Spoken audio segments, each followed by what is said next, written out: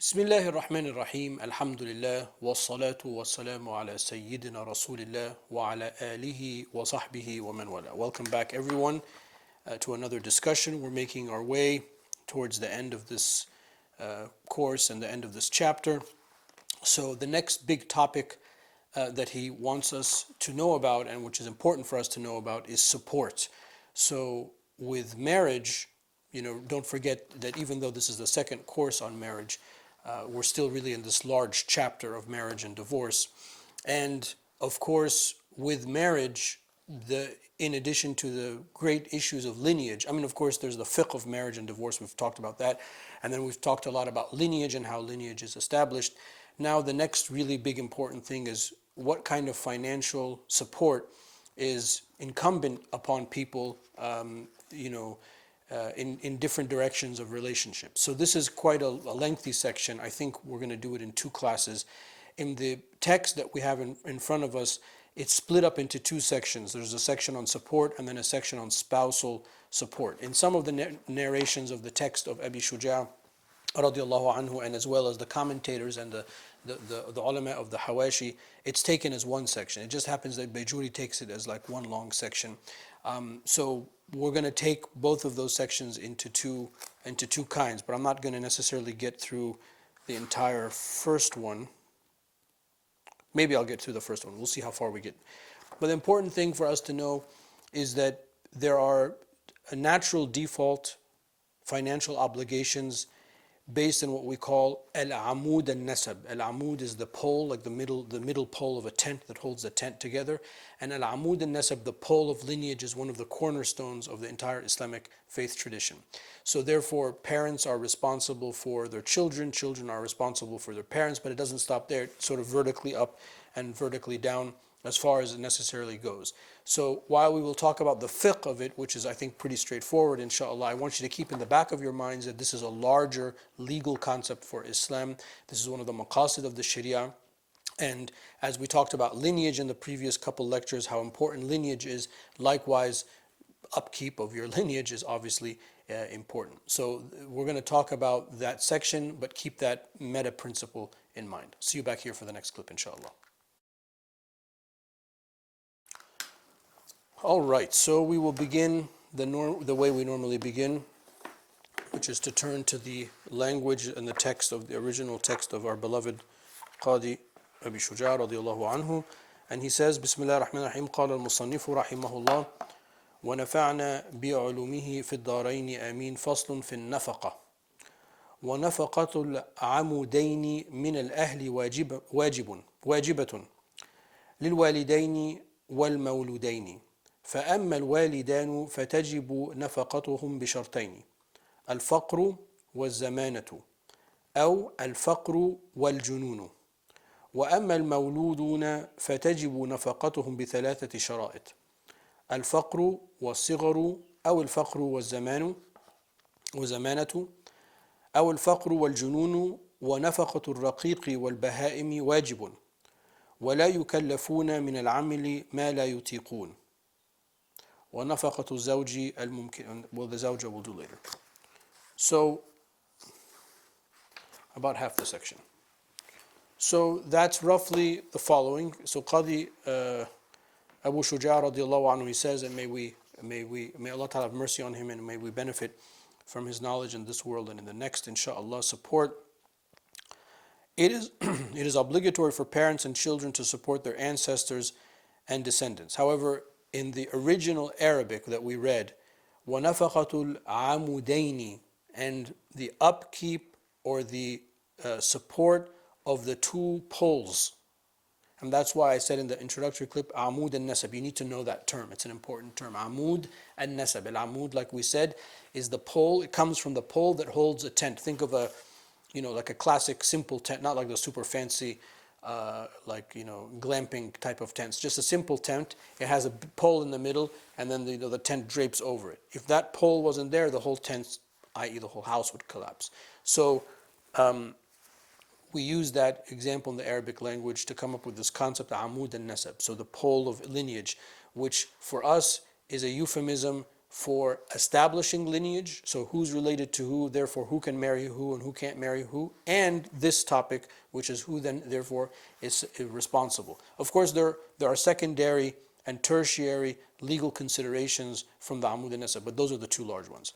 So it's not in the translation like that, but I wanted to highlight it for you. So it is obligatory for parents and children to support their ancestors and descendants. So notice it's not just the parents, it's the ancestors, so your grandparents, great-grandparents, and descendants, it's not just your children, but your grandchildren and your great-grandchildren. Supporting parents is obligatory under two conditions: poverty combined with old age, or poverty combined with insanity.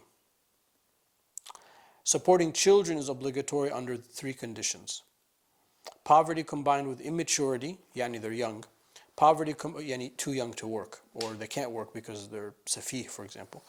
Poverty combined with old age, which would be a rare situation, but it could happen.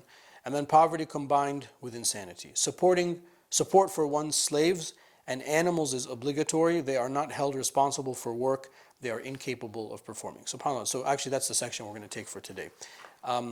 As I said, in some versions of the matan, of the text, it's one section, this what we just read, and then the stuff that we'll read tomorrow. Alhamdulillah, in our translation, it's split up into two sections, which I think, from the point of view of a teaching point of view, it makes more sense. The slave thing, my normal disclaimer stands, but there is some interesting fiqh about the slavery that I actually want to highlight, because it kind of shows you how Islamic slavery as discussed in Islamic law is very different than the chattel slavery of the American experience. When we talk about slavery in any language, essentially what the mental image that comes is American slavery, because that's the last and most grotesque form of it. Not defending slavery, but Islamic discussion of slavery is very, very different than that type of slavery. So it's important for you to know, if you want to be a legal student, a student of the Sharia, you have to have a discerning mind. So just because I say the word slavery, you have to, your instinct should be what kind of slavery, in what part of human history, in what region, what are the rules that govern it, for you then to be able to have a proper discussion. Allahumma salli ala Sayyidina Muhammad. Okay, so let's look at the adillah. The first dalil he has is in Surah Al-Luqman, verse 15. وَصَاحِبُهُمَا فِي الدُّنْيَا مَعْرُوفًا. So this is shows the obligation of the child to take care of their parents. And then as far as the children, upkeep of the children, we have the hadith that's narrated by Abu Dawood and At-Tirmidhi, rahimahumullah, that the Prophet sallallahu alayhi wa sallam said, إِن مِّن أَطْيَبِ مَا أَكَلَ الرَّجُلُ مِنْ كَسَبِهِ وَوَلَدِهِ مِنْ كَسَبِهِ. So the best thing that you can eat from is what your own hands work and gain, which is really, by the way, like a really satisfying feeling that you work hard, you earn some money, halal job, you buy food, you eat it, mashallah, that's like a tremendous blessing. So the Prophet ﷺ said that's the best food you can eat, and then that's the best food that you feed your children, meaning that you got to feed your children, obviously.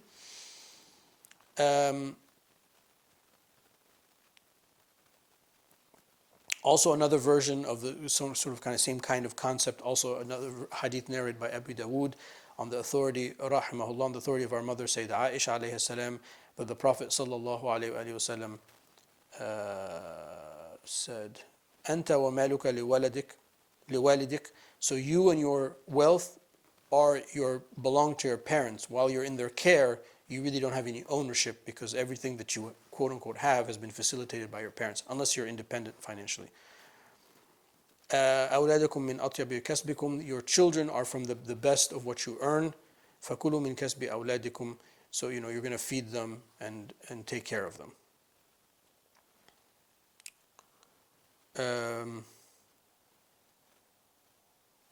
Of course, we have the famous portion of the hadith. The one in front of me is narrated by Nisai. Ibda biman ta'ul. Begin with those. The full concept or the full tradition is Ibda binafsika thumma biman ta'ul. Begin with yourself, and then those who you are immediately responsible for. If I'm not mistaken, Shafi'i radiallahu anhu narrates this in the I think it's in the Kitab al-Zakah, but there are other versions of it, meaning that after you take care of yourself, you put the oxygen mask on yourself, then you got to take care of your children. and obviously your spouse, and then your parents. Um,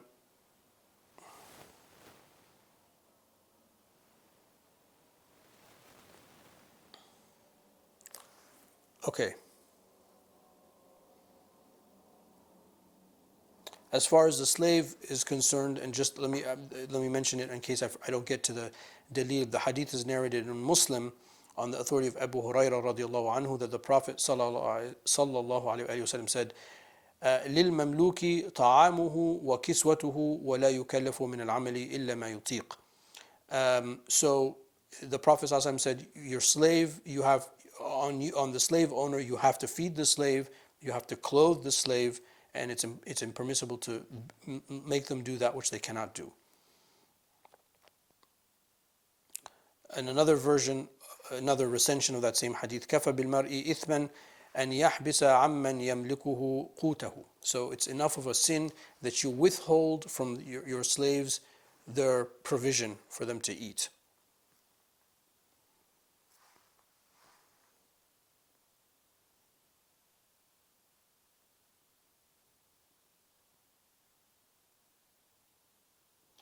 Another hadith in Muslim and Bukhari by Abi Dharr is that the Prophet ﷺ referring to the slaves. This is a pretty powerful tradition, and kind of now we'll see why I was talking about slavery. It's important to understand how Islam discusses slavery. إخوانكم خولكم جعلهم الله تحت أيديكم. Your brothers, they're your brothers. The slaves are your brothers. I mean, that's a very odd way of saying it. Allah Ta'ala has made them, ordained that they be under your control. فَمَنْ كَانَ أَخُوهُ تَحْتَ يَدِهِ. So whoever's brother is under your care, فَلْيُطْعِمُهُ مِمَّا يَطْعَمُ. So feed them from what you eat. وَلْيُلْبِسَهُ مِمَّا يَلْبَسُ. And clothe them from what you wear. ولا تكلفوهم ما يغلبهم فإن كلفتموهم فأعينوهم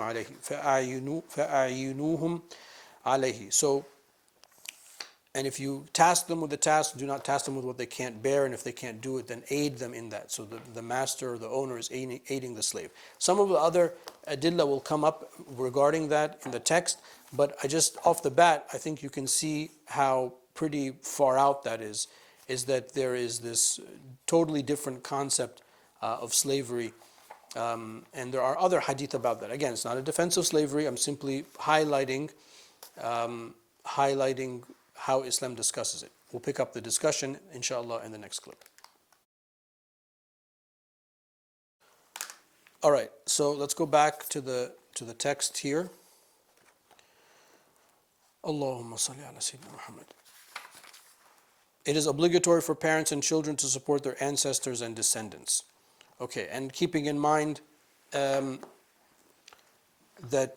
the word that he uses in the text is the amud. Again, I'm just going to keep repeating that because I want it to stick with you. So here, every person, each one of us, we have a pole of lineage. There are people above us that had to exist for us to exist. And if Allah ordains and we get married and we have children, so on and so forth, then we have children below us, and then so on and so forth, that we're also responsible for their upkeep. So keeping the obligatory nature of financial support of parents, grandparents, etc., if they need it, and then children, grandchildren, great-grandchildren descending if they need it, is basically self-preservation. So it's deeper than simply there's a hadith that says this and a verse that says that.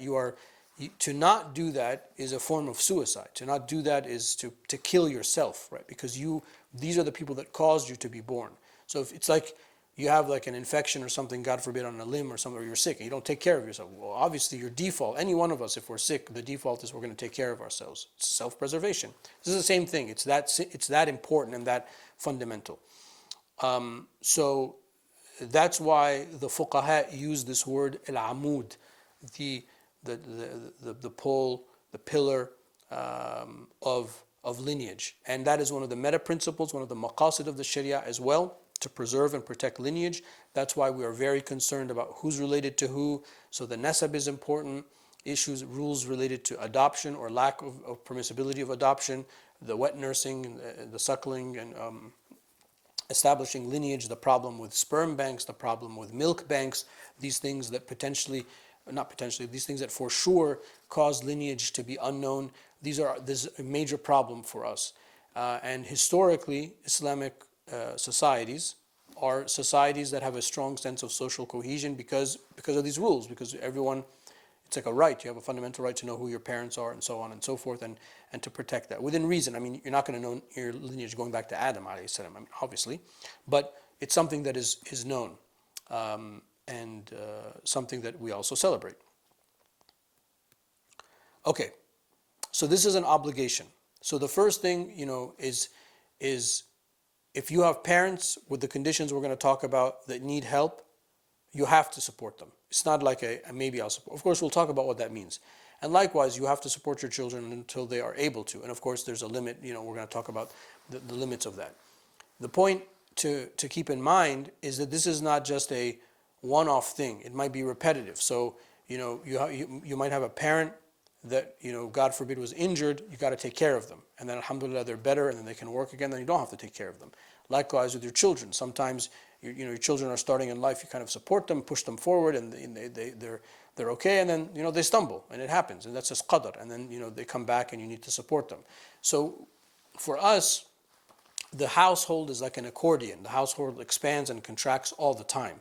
It's not like this concept, you're 18, ma salama, you're on your own, and I'm no longer responsible for you, so I can go cruising around the world. I mean, that's not our concept, is what I'm trying to say. So we have. That's something to think about. So the reason it's discussed this way is to remember when these conditions, if they ever, they might not happen, but if these conditions exist, then therefore the ruling exists. That's how the usuli thinks about it. So therefore we have to upkeep these, these people. Okay. Now, one interesting that he says that is not included, and this is just something that kind of dawned upon me as I was preparing the class, is that if you have a child or a parent who has left Islam, irtidad, or somebody, he says, tarik as-salah ba'da amr al-imam, but somebody who has left the prayer even after the imam, here the imam being the political leader or some authoritative mufti qadi type person, reminded them and encouraged them and ordered them to return to the prayer. Those people will remove themselves from the obligatory nature. However, later he says that the supporting of the parents, in the way he phrases it, and children, I guess, فَلَا يَدُرُّ فِي ذَلِكَ اخْتِلَافُ الدِّينِ. But if there's a different religion, maybe let's talk about the parents. So if your parents, because Muslim men can marry, the default ruling is they can marry women from people of the book. So if somebody has a parent who's a Christian or a Jew, and you're a Muslim child, you still have the obligation to support that person. So notice how, now this is me speaking, notice how he makes a distinction between a ridda, somebody who was Muslim, either born a Muslim or accepted Islam and then chose to leave Islam, and then somebody who naturally is not a Muslim. There's a difference. Unfortunately, when Muslims today talk, when we say the kuffar, we lump all of that stuff together. So there's a difference. So that's important. The reason I mentioned the thing about ridda, dropping the obligation to support, is I actually get a lot of questions about that. Unfortunately, living as a minority, that is, in the West, growing up, unfortunately, it's true that there are many families whose kids just sort of leave Islam, and then the parents come to me, especially when they're older and they want to be more practicing, and they're like, what do I have to support my children? So I mention it because it's actually mentioned in the books and it's something that's important. But let's stay positive and just talk about the fiqh for now. Okay. Now, children and parents, also in the phraseology, so he says, لِلْوَالِدِينَ وَالْمَوْلُودِينَ. So, al-walidina includes fathers and mothers, or only mothers and grandmothers if they only exist, or only fathers. So it's both, it's gendered for both, even though it's in the masculine form, and the same thing with children. So the mawlud is also a child. So I have to support my daughter, or daughters, if that's all I have, not just the sons over the daughters. So this is an equal situation. This is very different than mirath. This is very different than inheritance, because inheritance is a different concept than what we're talking. Here we're talking about while they're alive, supporting them.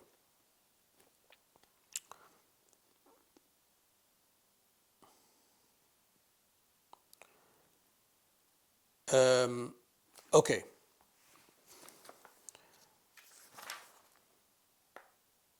Now, as far as the support, before we get into the fiqh, what type of support we are talking about? He says al-kifaya, what's enough for them. And this comes from the hadith. The takhrij is it in this volume? Yeah. So let me just give you the takhrij of this hadith. I think it's in Abu Dawood. Yeah. Sorry, this is in Bukhari and Muslim. And I think we read it in the beginning of the class. Because I'm reading from another book. خُذِي مَا يَكْفِيكِ وَوَلَدِكَ بِالْمَعْرُوفِ. Oh, this is a different hadith. So let's get the whole hadith here. This is the Prophet's ﷺ's instruction to Hind when she said that Abu Sufyan is a stingy person. Should I take for my children from him? And he said to her, sallallahu alaihi wasallam, خُذِي مَا يَكْفِيكِ وَوَلَدَكَ بِالْمَعْرُوفِ. This is in Bukhari and Muslim. So sorry, this is a different hadith. So the Prophet ﷺ instructed her, take what is enough for you and your children. So you can't take money and then like save and then like go buy like a rental property or a commercial property. That's not kifaya. That's more than kifaya. Kifaya is whatever you need. Whatever you need is not just that they're not starving. That's too low of a threshold. So he says, in the language of the Sharia, language of the fiqh, you have to provide with them condiments. So food is not enough, but the condiments of food. Clothes, a place to live, enough for somebody to help in the house, like to cook and to clean if it needs. Medical expenses, including medicines and auxiliary things. So you can't say, oh, the Sharia says I only have to support you, so I'm going to give you 2 meals a day. That's all you need. I read some kind of medical study in the Mayo Clinic, and you only need two meals adding up to X number of calories, and that's enough. That's not good enough. The state will then have the right to intervene and to take from your estate more to be able to upkeep. So here it's enough, but it's much more than just the bare minimum. But you don't have to go overboard. So when he says clothes, you don't have to buy them the latest clothes all the time, but they have to have a few outfits that's enough for them to go around. Especially if you're a parent taking care of your children. I mean, you don't want your children looking ragged if they're looking for work and things like that. I ran out of time. I'll pick it up, and I'll pick up the speed as well in the next clip, inshallah. So here we're talking about the level of support. So the level of support, it's more than just the bare minimum. It's not enough just to keep them alive, but you have to support them. If somebody's sick, you have to support them getting sick. If your children are, up and coming and they have school and you have to provide them the things that they need. Again, it's obviously going to be subjective of when is it enough, but I think that each family with their economic setup will have a set of understanding, well, this is enough. I can't do more than that. But if you're providing more than the bare minimal, then you have already checked the box that you are supporting them enough. Okay, so he says, rahimahullah, let's get back to the text here, about supporting the parents. It's obligatory under 2 conditions: poverty combined with old age, or poverty combined with insanity. So, or another way of saying it is just if there's poverty, right? So, I mean, if they're poor and well, what he's trying to say, sorry, I caught myself, I was going to say something wrong. What he's trying to say is if they're poor, but they're able to work, then we're going to help them until they're able to work. Because if you're able to work and you're a man, you have an obligation to work, not if you're a woman. So the reason he has that caveat of old age and sickness is to cover that. But barring that example, basically if your parents need, you have to support your parents. All of us have to support our parents because they gave us life.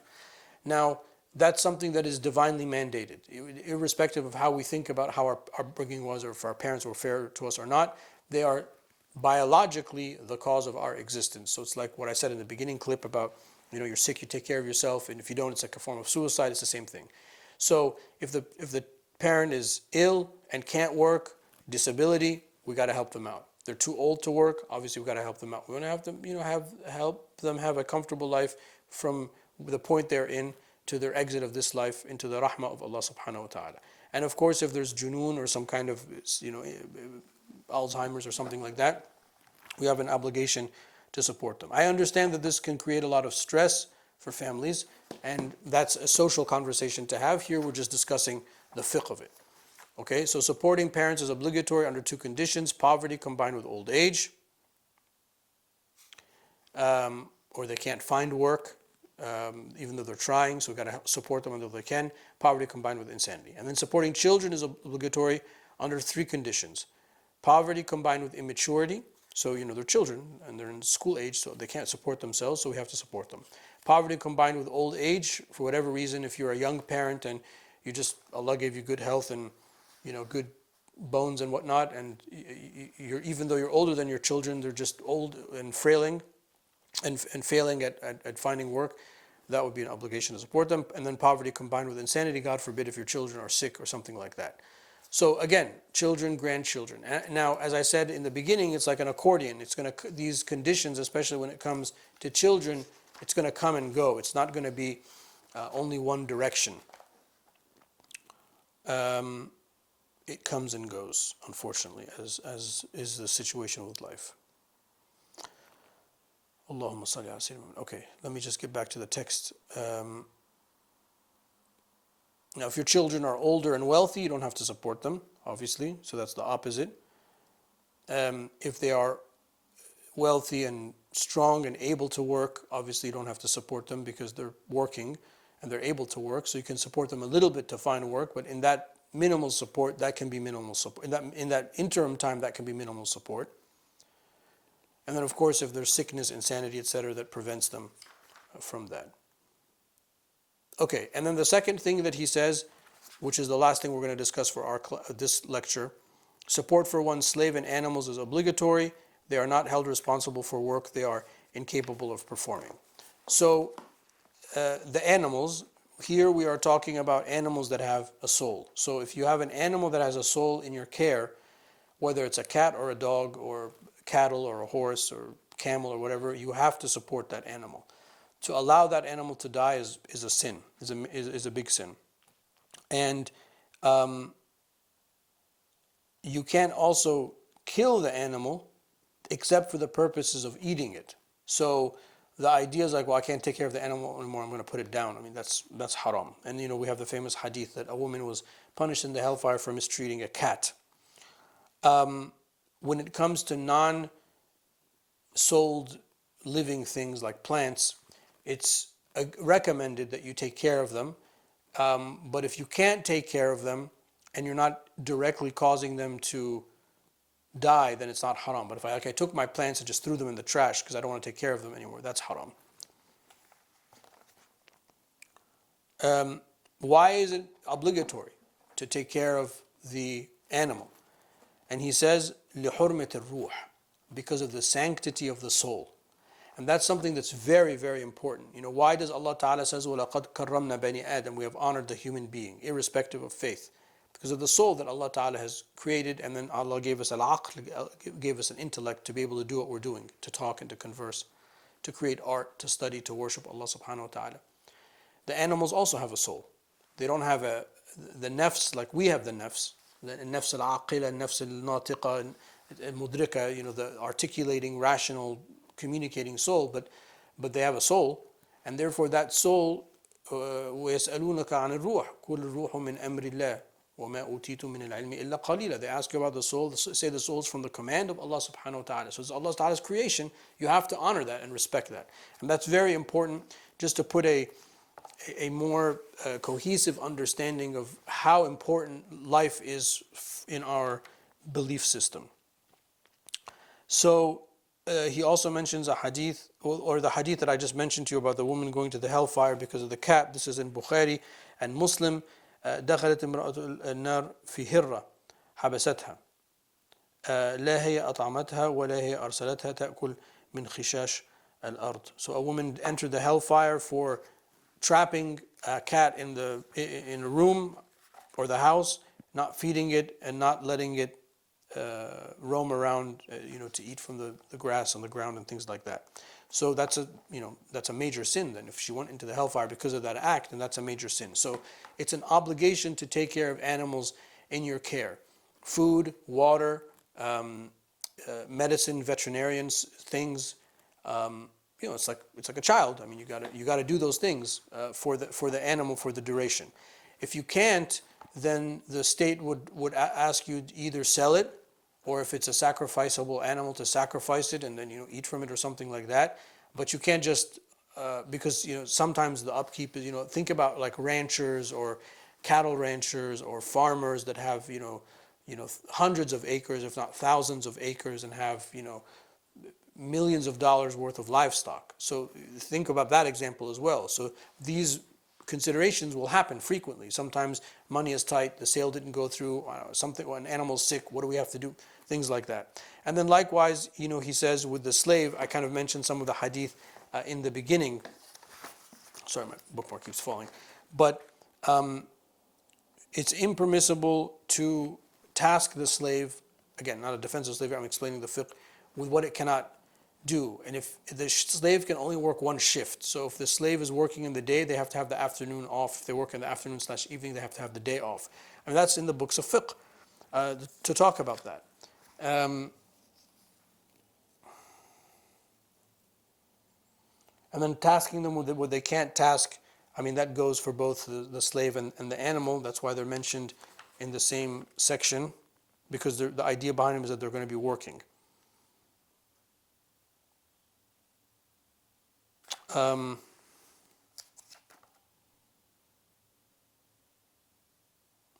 As far as feeding the slave has to be fed with what is normally eaten. So you can't give this is the food for the slave and then this is the food for the household. So the slave, and by extension in the modern world, if you have help in the house, whether they're live-in help or they're coming and going, they have to eat from what you're eating, they have to wear from what you're wearing.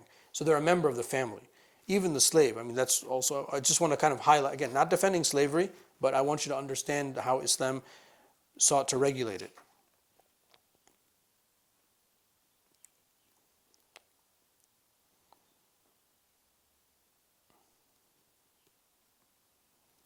Okay.